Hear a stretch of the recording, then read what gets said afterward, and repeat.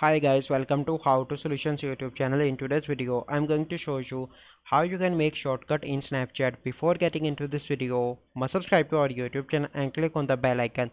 So the first step you need to do is to open Snapchat. Once you open Snapchat, you simply need to click a picture.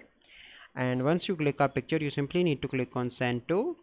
And in the top right, you will find the option of shortcuts. Click on that option and click on new shortcut, and then you need to add your friend in that shortcut. So I select my 3 friends, and then you need to select an emoji. So I'm going to select an emoji for this, and then you need to click on create shortcut in the bottom, and here you can see that shortcut is created. You can see that this is the shortcut. So this is a process by which you can create shortcut on Snapchat.